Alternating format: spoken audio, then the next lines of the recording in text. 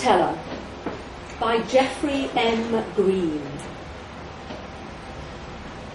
I live on the famous island where there are two villages.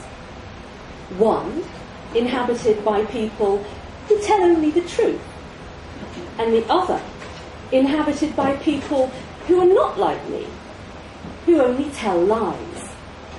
Perhaps I am the only truth teller living in the village of liars, or perhaps I am lying.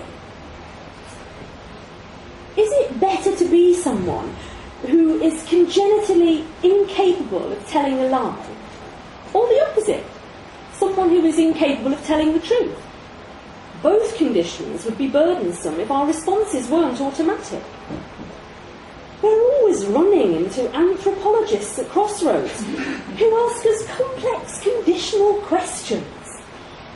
If you were a liar, would you tell me that the village of truth tellers is to the left? How is a liar supposed to answer such a question? Does she first say to herself, I'm a liar? What if liars lie to themselves and don't know they're liars? I always feel like telling those anthropologists to go and have sex with themselves. But both liars and truth tellers on our island are infallibly polite. Still, why do anthropologists think they have the right to force me into convoluted thought? In the end, I might not be a liar, just a poor logician.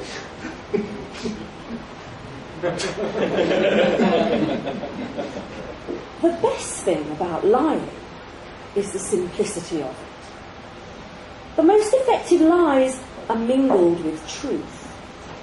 The least convincing truths are the ones that contradict what everyone thinks is true. The most powerful lies are the ones people will themselves to believe because they're afraid of the truth. The truth may set you free, but what will set you free of the truth? There's not one happy marriage over there in the village of truth tellers. People tell their spouses, I felt a strong erotic attraction for somebody else, and even though I didn't give in to it, I think you ought to know. Or else they announce that they did give in to the urge. Here among the liars, we constantly tell each other how beautiful and wonderful we all are, and how faithful we are to our lovers, and that makes us feel good, even if we know we're ugly, promiscuous, and smell bad. Our policy regarding erotic attraction for people who are not our spouses is don't ask, don't tell the truth. We're also much more prosperous than the truth tellers, who are deeply pessimistic and always say, what's the point of making an effort when we're all going to die anyway? Or something of the sort. They don't use money, because they've understood that money is essentially a lie, a representation of specious value. They sometimes attempt to barter. I'll give you some number of eggs for some amount of wheat. But it takes them hours, sometimes days, to figure out exactly how much each commodity is worth in terms of the other, in the scrupulous, absolute fairness to which truth tellers are committed. By the time they figure it out, the eggs are rotten and the hens are starved. But no one has been cheated. Unlike the truth tellers, we do use money. Most of it is counterfeit, but who cares? It works. The truth tellers don't even have electricity, and we have high-speed internet connections with the outside world, a thriving casino, and offshore banking.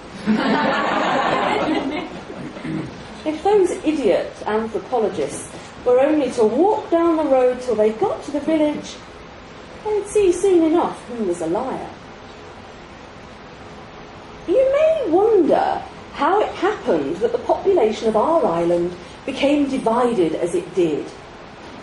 We liars have many contradictory explanations of our origins. Here's one. About 300 years ago, a ship full of European rationalists was wrecked near our island, which was then inhabited only by nubile women, left from an earlier shipwreck of feminist pirates who were yearning to give birth to the children of enlightened Europeans. They established a society based on the principles of Voltaire, Hume, Locke and the rest. Then, about 100 years ago, a group of missionaries landed on our island. Half of us accepted the revealed religion they were proselytising, and half of us stuck to our Enlightenment principles. Since I've told you that I might be a liar, you don't have to believe me, and you can guess who the truth tellers are. Their village is off to the right.